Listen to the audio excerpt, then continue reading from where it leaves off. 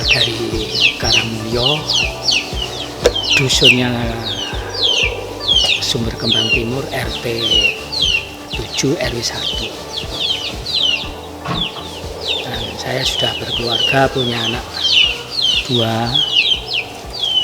Terus istri saya nama Suwartin. Kemudian dengan hikayah atau cerita dari pembuatan tahu itu, awal mulanya dalam menempuh hidup baru pertama dulu itu sebenarnya kayak saya ini tidak ada untuk mencari kehidupan yang istilahnya itu pengusaha tahu ini, sebenarnya tidak punya. Di waktu sebelum nikah itu sebenarnya ingin berusaha atau ingin jadi orang itu yang bisa memanfaatkan untuk orang lain. Maksudnya untuk bekerja biar tidak begitu berat atau tidak kerja yang kasar begitu. Tapi apa boleh buat, dengan kehendak Yang Maha Kuasa sesudah saya ini nikah, karena untuk mencari ekonomi yang tidak begitu berat kayak begini, ini kayaknya ya bisa tapi kurang mencukupi untuk usaha sehari-harinya. Kelamaan saya sudah punya anak 1. Pada waktu itu tahun 1992. Nah, ini saya nikah sehingga 1994 ini punya anak 1, sehingga saya mencoba buruh istilahnya ini membantu orang tua, yang orang tua itu ketepaan pengusaha tahu.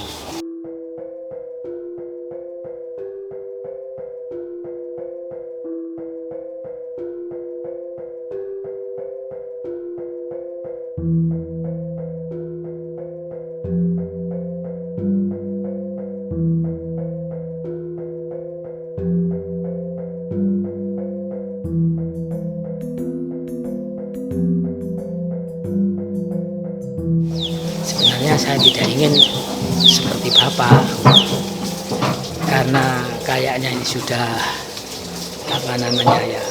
buntu untuk mencari kehidupan yang lebih bagus demi masa depan anak, kayaknya nggak sesuai, sehingga saya ikut sama orang tua, membantu dan ikut berjualan dan sebagainya. Ya, alhamdulillah lama kelamaan ini orang tua ini kayaknya juga mempunyai rasa tanggung jawab terhadap anak, sehingga anak ini tidak usah modal. Jadi yang memberi modal itu Bapak, masuk orang tua saya. Artinya dari dasar kedelai ini tidak usah beli. Jadi disuruh membuat, disuruh jual-jual sendiri, buat sendiri, sehingga nanti kalau sudah menumpuk cukup untuk membeli modal, ya apa boleh buat. Ya sebenarnya pada waktu itu ya sudah punya modal, tapi orang tua tetap respon untuk memberi modal terus. Ya alhamdulillah lama kelamaan saya bisa istilahnya kelompok, sehingga saya bisa untuk membuatkan gubuk sendiri, sehingga saya bisa tetap bekerja sama orang tua, tapi bisa juga saya mandiri. Nah, lama kelamaan ya sedikit tuh ada yang untuk membuatnya tidak begitu banyak. Ya sedikit, yang penting bisa untuk mencukupi biaya anak, keluarga khususnya, terus bisa mencapai anak sampai sekolah, sehingga sampai SLTA dan sampai kuliah sampai selesai. Ini anak pertama.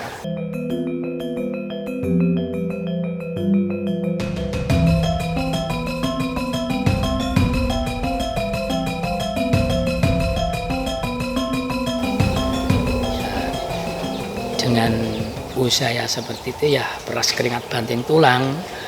Ya istilahnya itu tidak hanya melulu dari tahu tok, karena punya modal saya kumpulkan sedikit-sedikit sehingga bisa membeli sapi untuk program jangka menengah, jangka panjang ya, jangka panjangnya itu sapi. Yang jangka pendeknya itu pada waktu itu ya tahu ini setiap harinya bisa punya uang lah, istilahnya kasarane ngomongnya iso tuku beras sekilo. Beras sekilo yang murah yang dikumpulkan untuk lain-lain itu, sehingga jangka pendeknya tahu, jangka menengahnya ini ya sambil apa namanya ya pertanian lah, nanam padi ya, itu untuk mencukupi kehidupan. Nah waktu ini ya alhamdulillah pada waktu itu masih giat dan semangat untuk bekerja. Ya waktunya istirahat ya istirahat, tapi waktunya kerja ya kerja.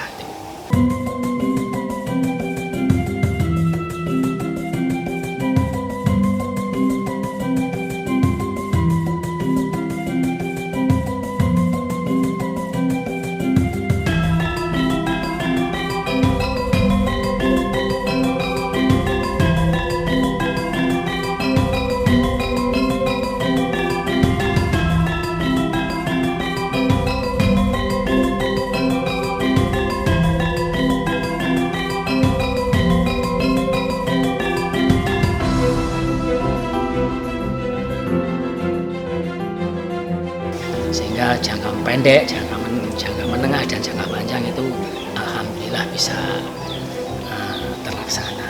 Selama itu ada kurang lebih sekitar 10-an tahun kurang lebihnya. Nih, lama.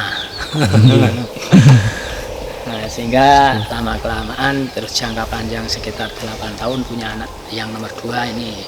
Jadi anak yang kedua ini istilahnya yang terakhir lah, yang terakhir ini dari nol, dari sampai sekarang ya bisa masih berusaha apa namanya ini pengusaha tahu sedikit-sedikit untuk membiayai anak sekolah. Ya, anak yang terakhir, anak yang pertama ini habis selesai kuliah ada sekitar 2 tahunan kemudian nikah.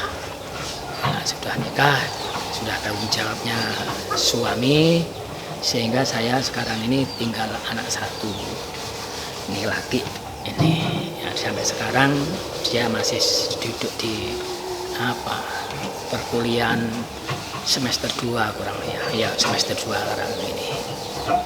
Nah, untuk ke depan ini ya mudah-mudahan karena situasi dan kondisi orang tua sudah begitu tua, semakin lama juga semakin tua, tenaganya bukan tidak kayak yang dulu, otomatis banyak kekurangannya masalah fisiknya. Ya Pak boleh bulat lah, dengan adanya fisik yang kurang fit seperti ini, ya sedikit demi sedikit kita berjalan sambil berjualan tahu sedikit demi anak yang kedua ini. Untuk masalah jangka menengahnya ya masih berlanjut pelan-pelan. Untuk jangka panjangnya, nah ini jangka panjangnya ini bukan pribadi saya, ini otomatis dari kreatifnya anak. Ini termasuk anak yang kuliah ini programnya dia. Jadi ngingoni apa bahasa ngingoni sapi. Ya ngingoni sapi ngono. Ngingoni sapi ini rencana ya selama dia itu masih kuliah, mudah-mudahan bisa untuk berlanjut untuk ngubui sapi ini biar selesai dalam perkuliahannya. Nah, nanti kalau dia itu sudah tamat kuliahnya ya tidak tahu nanti prosesnya tahunya berlanjut apa tidak, terus sapi ini berlanjut atau tidak. Ini mengingat situasi dan kondisi usia dan keadaan tenaga yang sangat berkurang ini. Nah, masalah pertanian insya Allah tetap saya untuk berolahraga dalam pertanian. Begitu saja, ini masalah ya masalah tahu ya seperti inilah kehidupan.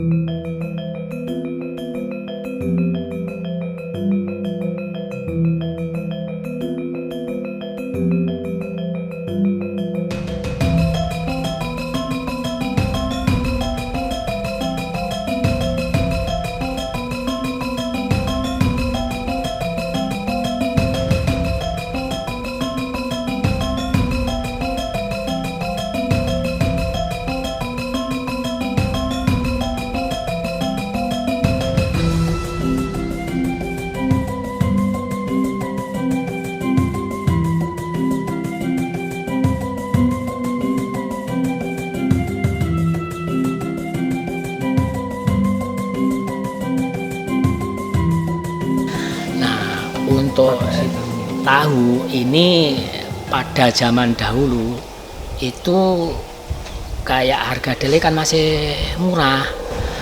Masih murah itu ya saya imbangi. Kalau sekarang ini tidak bisa diomongkan lah masalahnya dengan harga yang luar biasa. Tapi meskipun yang luar biasa ini juga bisa bisa mensiasati supaya bagaimana usaha kita bisa tetap berjalan sedikit demi sedikit begitu. Mengingat yang dulu itu kedelai cuma hanya 600 sekitar ya 600 pada waktu itu. Nah lama kelamaan naik sampai sekarang sudah 1 juta per kintalnya.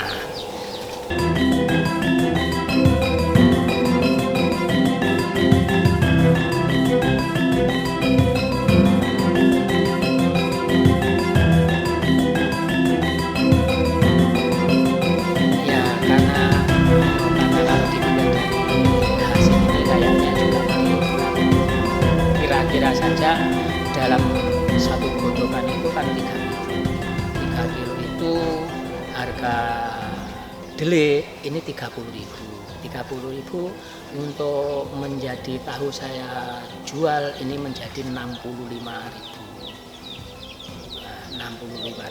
jadi bisalah menghasilkan sekitar 1 godokan itu saya mengambil 35.000. Ini masih kotor. 35.000 nanti saya potong solar kira-kira 2.000, kayu 2.000. Nih saya kira-kira 5.000-an. Berarti bersih ini 30.000 per 1 godokan. 1 rebusan lah katanya. 30.000 ini tenaga sendiri maksudnya. Kalau nanti bisa ditenagakan orang lain ya tinggal mengurangi 5.000 tinggal 25.000 ini bersihnya 25.000. Nah ini ya sedikit ini yang saya kumpulkan ya karena sekarang ini saingan ketat masalah tahu tempe sehingga membuatnya ya semampunya saja menurut pribadi saya. Bisa membuat banyak, tapi nanti kalau sudah habis ya kita yang rugi. Alangkah baiknya karena bersaing ketat, persaingan luar biasa sekarang ini ya saya bisalah kira-kira ini umpamanya menghabiskan 5 godokan berarti ada pemasukan sekitar 125. Nah, 125 ini per hari kurang lebihnya. Nanti ya kadang-kadang dengan bahasa logika aja 125 kadang-kadang ya kemana larinya uang. Kemana larinya uang ini juga tahu ya lari ke sana lari ke sini ya, akhirnya ya begitulah situasi kehidupan. Yang penting masih jalan untuk bisa mencukupi keluarga dan bisa menyekolahkan anak, itu saja.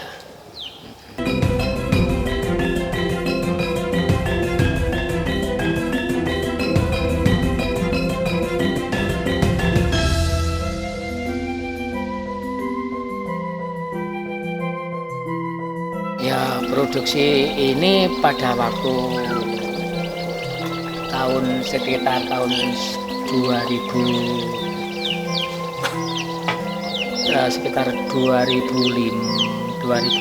mungkin tidak salah ya. Itu ada tenaga kerja, bekerja di membuat tahu ini ada sekitar kurang lebih adalah 4 tahun.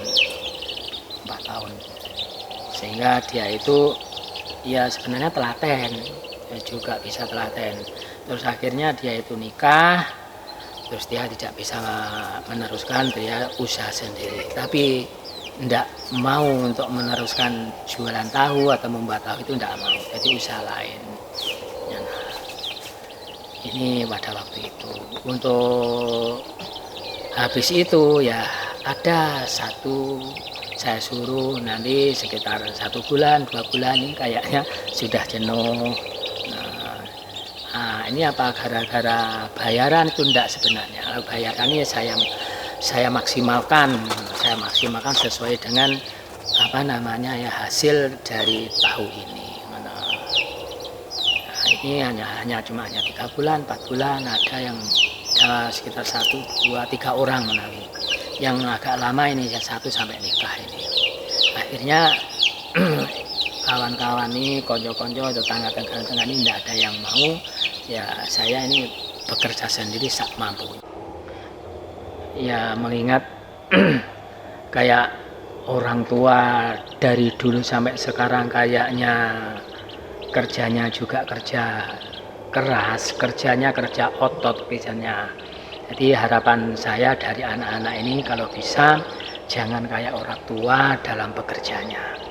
Ini karena saya dulu pernah di silaturahmi di Pak Yai Nuruddin Qasim almarhum, di sana mengatakan kakaknya kalau anak itu jangan sampai meniru orang tua dalam bekerjanya. Tidak tahu masalahnya apa gitu. Makanya kayak saya ini harapan anak jangan sampai meniru orang tua dalam bekerjanya. Ya, yang penting orang tua ini bekerja semaksimal mungkin demi anak, untuk kedepannya ini anak biar pinter, saya sekolahkan, saya kuliahkan. Kalau di pondok kan sebenarnya kemarin sudah mondok, tapi karena mengingat situasi dan posisi kurang mampu, kurang memuaskan, sehingga hanya kuliah saja. Ya enggak jadi apa. Yang penting ke depan ini lebih baik, lebih bagus daripada orang tuanya. Orang tua hanya membekal ilmu, bukan membekal harta dan sebagainya, kayaknya belum bisa. Yang bisa hanya ilmu. Mudah-mudahan saja ilmunya anak-anak ini, anak-anak ya khususnya, bisa bermanfaat kangge masyarakat ke depannya untuk agama khususnya. Begitu saja ke depannya.